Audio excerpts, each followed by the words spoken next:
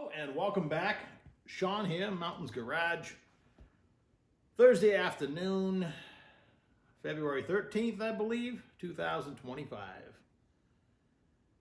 It's been snowing pretty much every other day, 2, 4, 5, 10 inches at a time. It's starting to build up, but that's okay. We're halfway through February almost. Pretty much halfway through, yep. And it just stopped snowing right now, so after I shoot the video, I get to go play with the tractor again. It's not so bad. I've been driving that tractor since 2011. Knock on wood, I haven't hit too many things with it. The backhoe is sticking off the back. I did hit my mailbox the other day, but anyway, my fault. So, just about a week after I sent my Motion Raceworks Icon throttle body back to them, even though I didn't buy it from them, it was brand new in the box, but I bought it secondhand. Notice the 3 screws that hold the throttle blade on weren't TIG welded, and I thought I saw something somewhere about they have a recall, not necessarily a recall, but if you have one, you should send it back. I called them.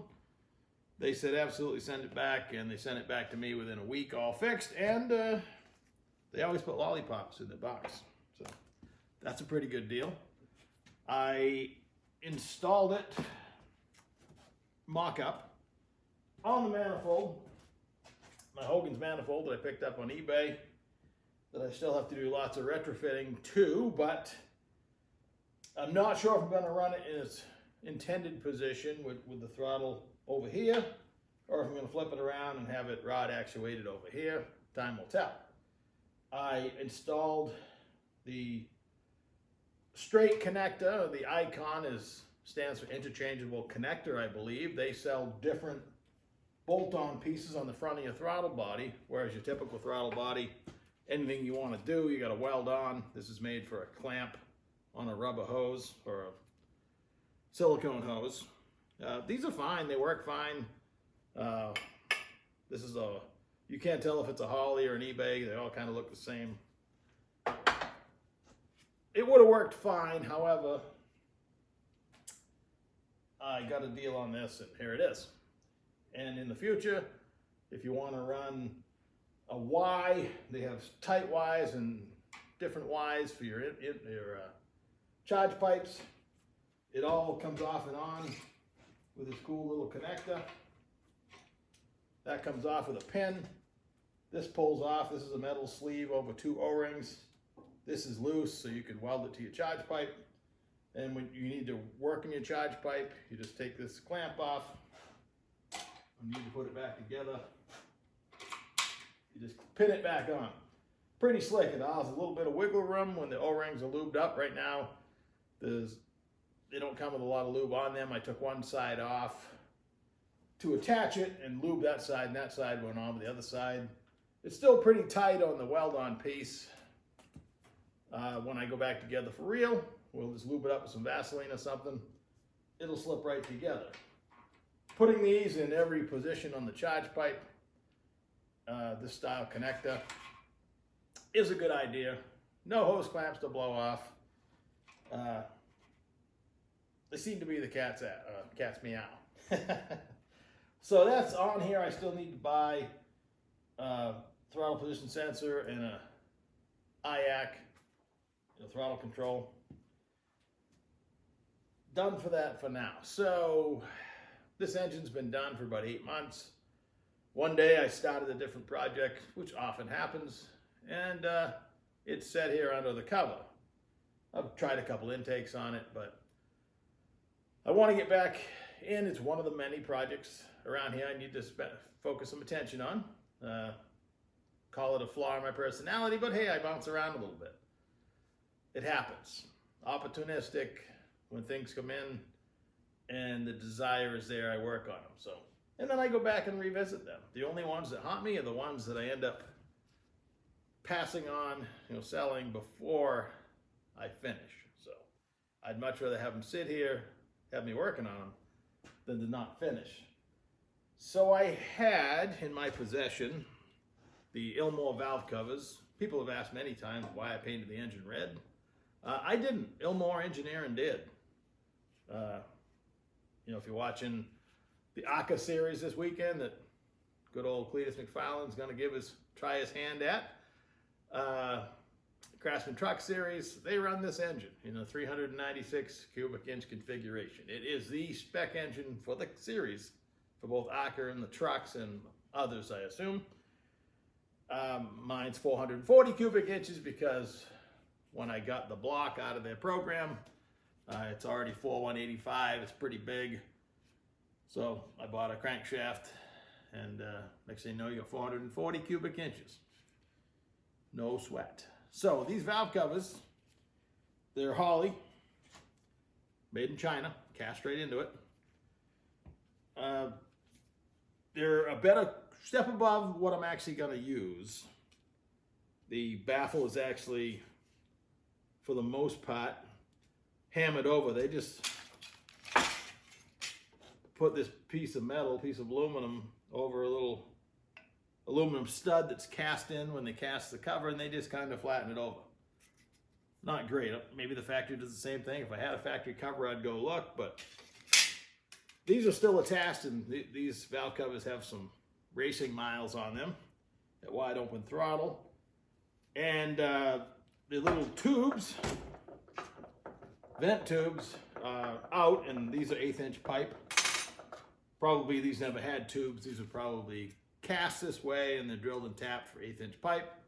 I believe one side is plugged and the other side has a sensor for a crankcase pressure or vacuum, because the engine's dry sump. It's probably going to have some vacuum, which is a good thing. I will do the same, and I had full intentions of running these covers. They're not perfect. They're red powder coated. They have some stuff on them, but there's nothing wrong with them, and I can still run them if I want to. However, today, goofing around in some of the junk that I have these black powder coated covers. They're taller, which I like. I picked them up, I don't know where. I have a lot of LS parts, so probably saw them and bought them, and immediately saw when I got them home that these were falling right off. I pulled these off with my finger. So fortunately, I don't need them. I'm not running anything PCV style or anything like I would on a stock engine, so these are useless for a stock engine. However, for this particular engine, I thought they had potential. So just a few minutes ago, I clamped the vent tube in the vise, because also these are completely useless. They have a vent in each valve cover. Not anything you're gonna hook the stock setup to, so if you're putting these on your stock LS motor, you got to do something for crankcase ventilation. It's kind of small for a catch can, useless for the stock PCV. The fact that it has one in each cover shows me that whoever built them really don't have a clue what they're doing.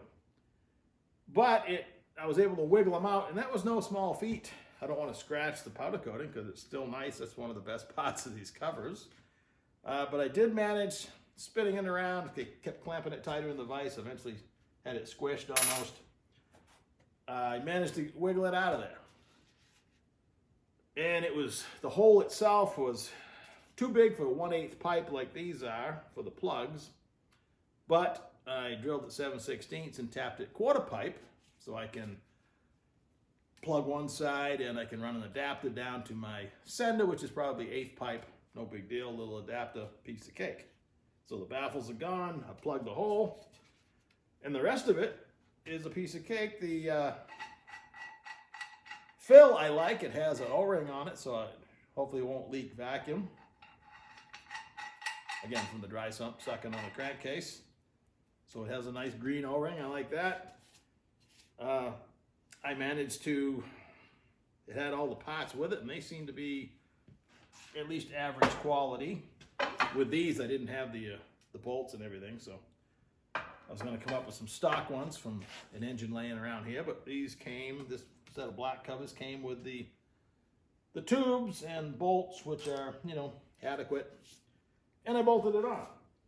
What I like about it is my coils fit. I have the ILMOR coils. They're a cell, obviously. The yellow should give it away. there's a theme here. I mean, they run Holley EFI, MSD ignition, and a cell ignition. Holley owns them all, or whoever owns Holley owns them all. So these bolt right on. I had already bought the correct flange-headed bolts, stainless. So I mocked that up.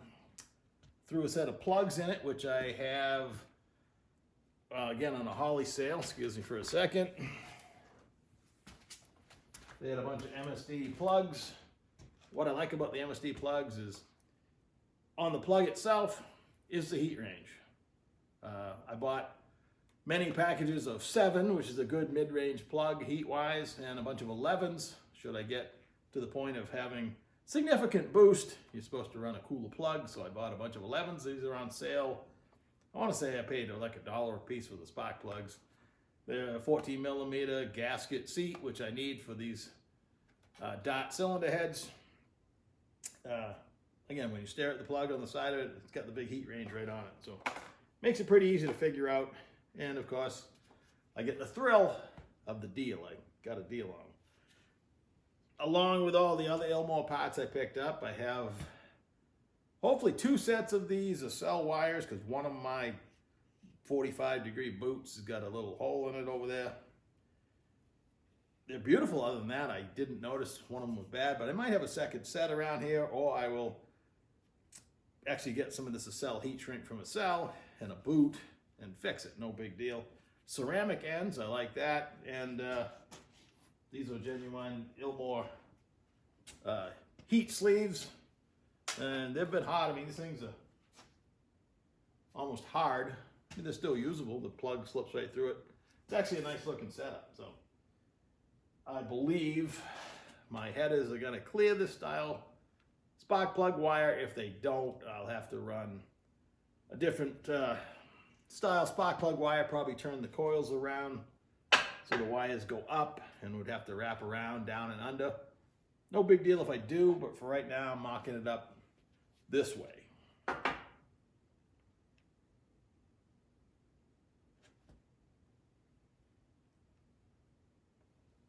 Hang on. Sorry about that. My bus alarm was going off and it wouldn't allow me to use my button. So that's this afternoon's project. Going to show you a couple more things before I let you go. If you're interested, let's look at a couple more of my projects. And we're back. I didn't have to go very far. My fuel log continues to frustrate me. I built this one. It's 3/8 pipe everywhere except where the pressure sensor goes in. I made these a little too close together, and my orientation and where I wanted the lines to fit, I called that a failure. When I went to move one of the fittings, I galled it because I hadn't tapped it deep enough, because the inside hole at 9/16 for a 3/8 pipe NPT thread didn't allow me to tap these holes deep enough. So that was a failure. It's a bookmark. Yesterday I built this one. This is as far as I got. This time I bought it 7/8. I didn't have the correct drill bit, which is 59/64 for 3/4 pipe. And I ended up with hairline cracks where I tapped it because there's not enough meat here. There's also not enough meat here for my attaching screws to my bracket. I could have got around that, but the fact that I cracked it on both ends makes this one a paperweight. So number 3, I got this longer. The layout's going to be nice. I believe we're going to go 1/2 inch ID. That allows me to tap for the 3/8 pipe a little bit deeper. We're going to get it. Thanks to my buddy Charlie, we have all this material, and he's now volunteered to build me one. So I sent him all the dimensions this morning, and that's pretty damn nice if you ask me. I'm excited about that. And I will polish it up and love it forever. So I got to go plow snow right now. The sun's starting to peek out. I got like an hour of daylight. It's always nice when it stops and the sun wants to come out. So I will catch you maybe tomorrow. We'll go over a few more things. Catch you later. Bye.